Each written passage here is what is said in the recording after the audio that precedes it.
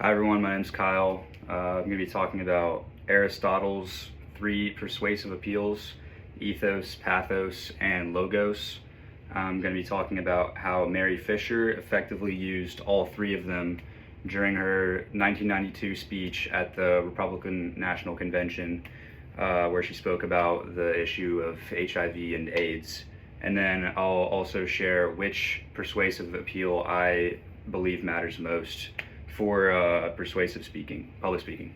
So first, let's just define all three persuasive appeals. Firstly, ethos is all about the credibility of the speaker, how trustworthy the speaker is, and how knowledgeable they are, and how ethical they appear to the audience that they're speaking to. Pathos is all about emotional appeal, meaning the speaker is going to try to connect with the audience's feelings, maybe shared values and principles, and maybe personal experiences as well. And lastly, logos is appeal to logic, which you're going to focus on, hard facts and evidence and logical reasoning. Aristotle believed that a perfect equal balance of all three of these is the basis for strong persuasion. So Mary Fisher, her speech about AIDS is a really good example of how to use all three of these appeals together. Firstly, she used ethos by sharing her personal experience as a woman living with HIV, which was the main topic of discussion for her speech. So that automatically established her credibility as a speaker. She wasn't speaking as an observer, she was speaking as someone who's directly affected by the issue. She carried herself calmly, but also with confidence, which helped the audience to trust her as a speaker. Next, she used pathos by appealing to the audience's emotions. A primary example of when she did this was when she talked about her children and the fear of leaving them behind if she were to succumb to her illness. And then she also emphasized that HIV doesn't discriminate. It can affect families, parents and children, men and women, anybody. And her tone was very sincere and vulnerable during this part of the speech, which I'm guessing made people feel empathy and empathize with the topic rather than feel fear or possibly even judgment. You don't want that.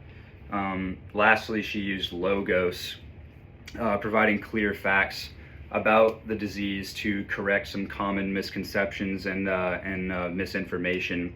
She explained how the virus is transmitted and emphasized that the disease is not a moral issue, but rather a medical one.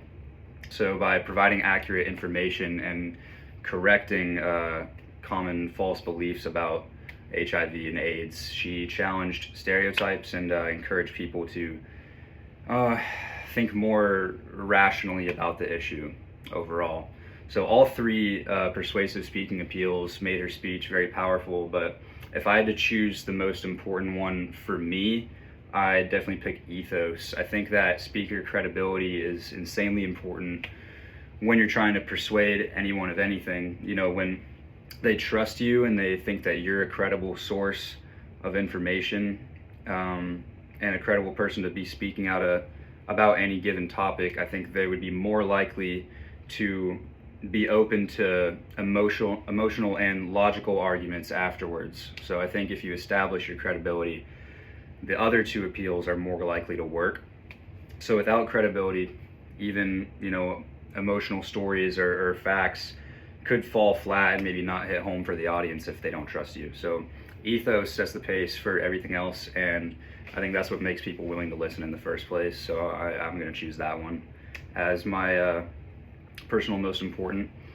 So overall, ethos, pathos, and logos, all super important. They all go hand in hand, and your persuasive ability is going to work best when you balance them all equally. But I think that credibility is what gives a persuasive message its real strength, I guess. So yeah, that's about it. Thanks for listening, guys.